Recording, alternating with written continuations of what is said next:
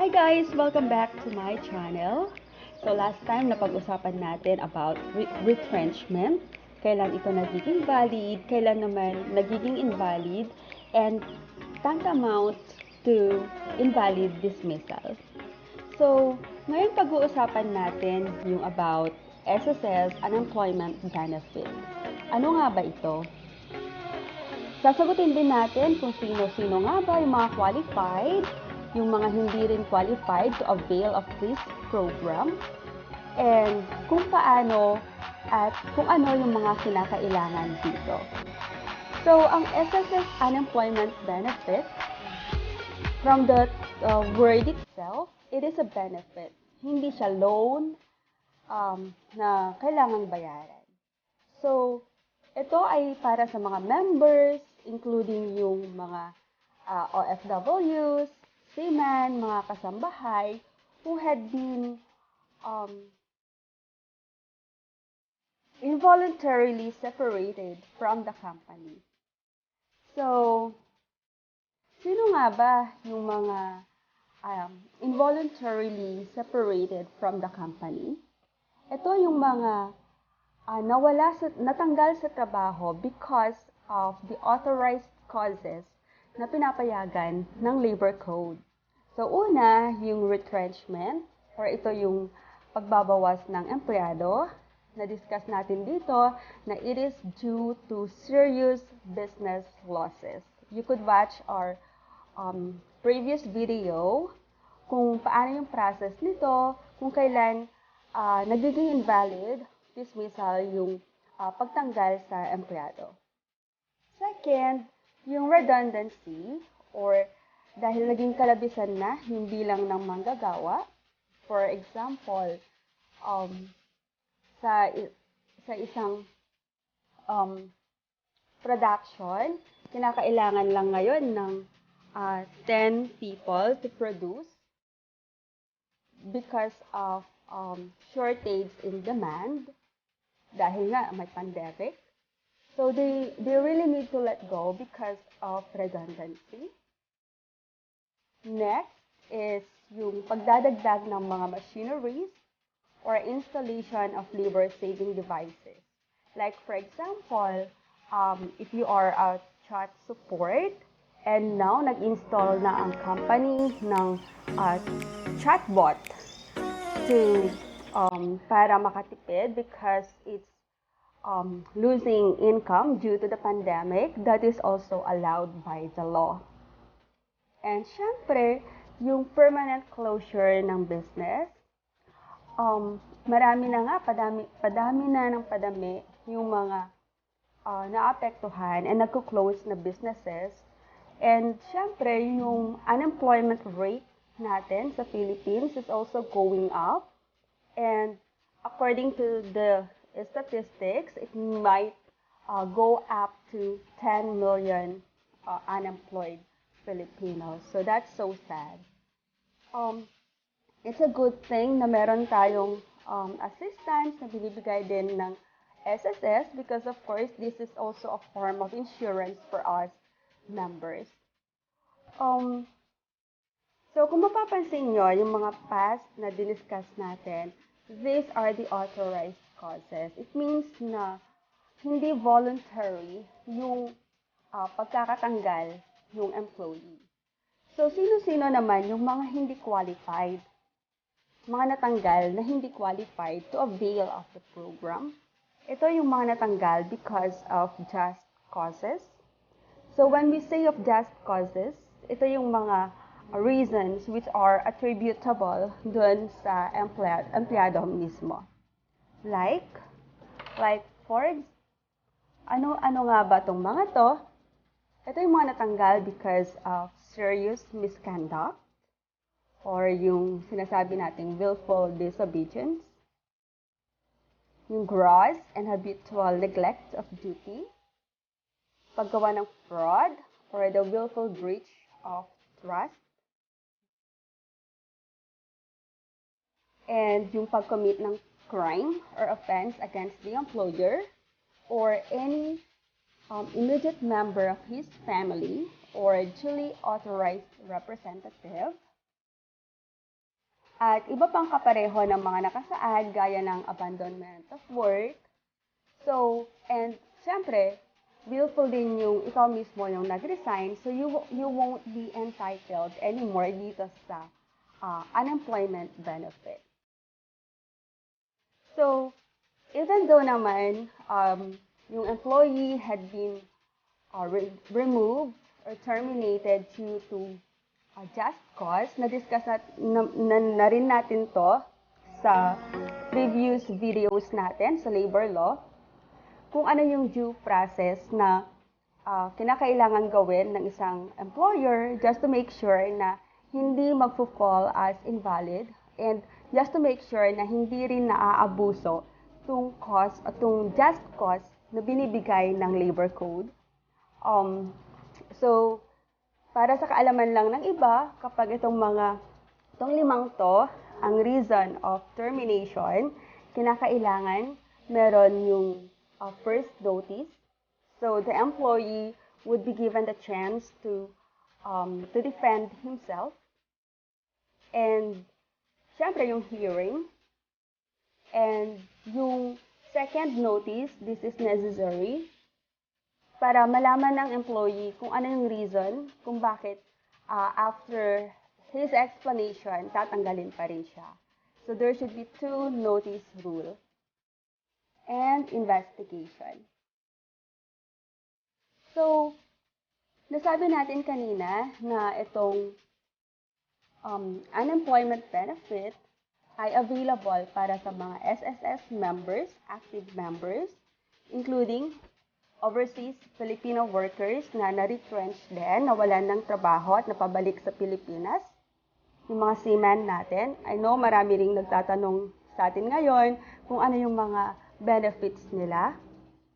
And yung kasambahay, we also have yung video natin about the kasambahay law. You might just want to check it also para alam natin yung mga karapatan natin, when are we, kung kailan invalidly dismissed na or not.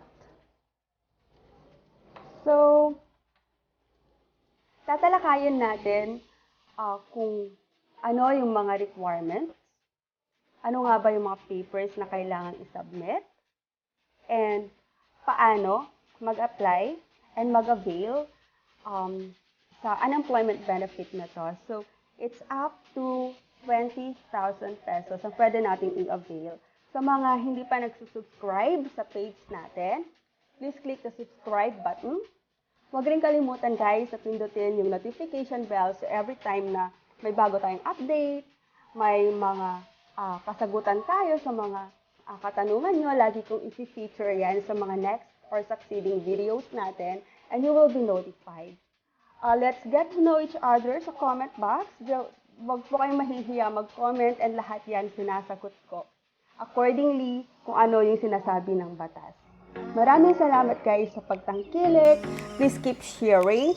Malapit na po tayong mag 200 subscribers and thank you so much. Please keep sharing and huwag din kalimutan mag-like, mag-subscribe, click the notification bell, and mag-comment po tayo. Thank you.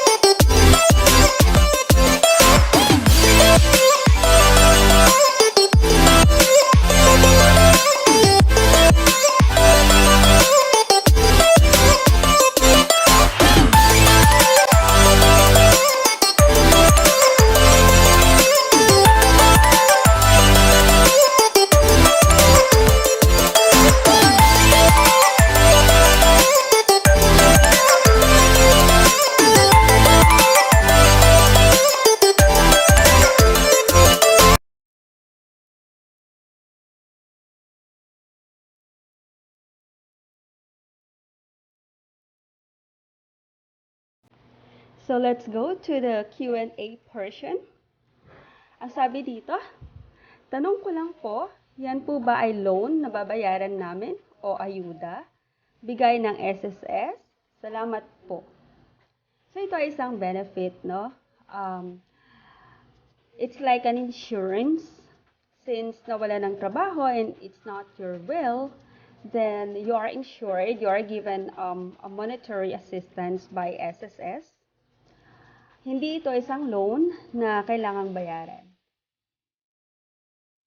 And sabi naman, sa second question, ask ko lang po about sa bank details, kung pwede yung bank account ng iba ang ilagay, like bank account ng asawa ko.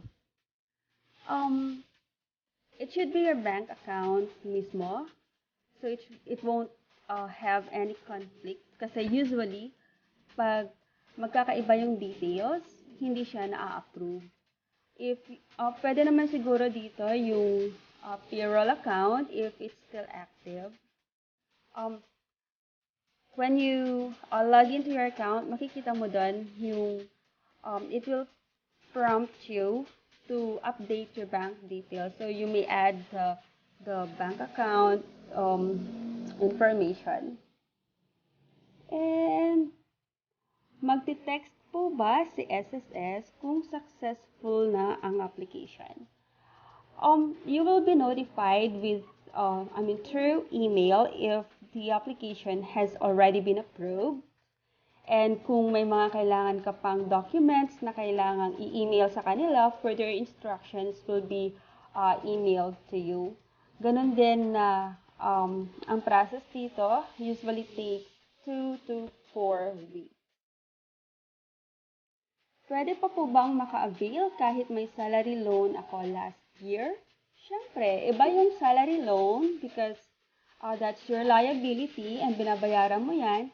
While yung unemployment benefit is a benefit being a member of it. And hindi tugma ang reason kung bakit kami natanggal kasi po yung termination letter namin is due to economic downturn. Yung DOLE certificate namin po is retrenchment. Magkaiba po ang reason kaya ayaw tanggapin ng SSS. Yes, this had been a common error or issue ng mga nag-a-apply ng unemployment benefits because kung magkaiba yung reason na nakalagay sa DOLE certificate and magkaiba rin iba sa nakalagay sa termination letter, nire-reject siya. We have to make sure na magkapareho. So, ang option natin dito is either you have to reapply to DOLE and ensure na yung certificate mo, nakalagay din doon yung economic downturn. So, dapat nakalagay doon, it's a retrenchment due to economic downturn. Or, you could keep the DOLE certificate kasi hindi naman conflict talaga, it's still retrenchment. Pero, pumunta ka sa notary public, kailangan mo ng affidavit that you are retrenched, i-present mo din yung termination letter mo. So they could give you an affidavit of termination. And sa affidavit of termination, dun na ilalagay yung retrenchment as the reason of termination. So hanggang dun guys, if you have further questions, mag-comment down below and we'll make sure na i-address natin lahat ito. According sa sinasabi ng batas, i-discuss ko po yon lahat sa inyo. Till next time, bye-bye!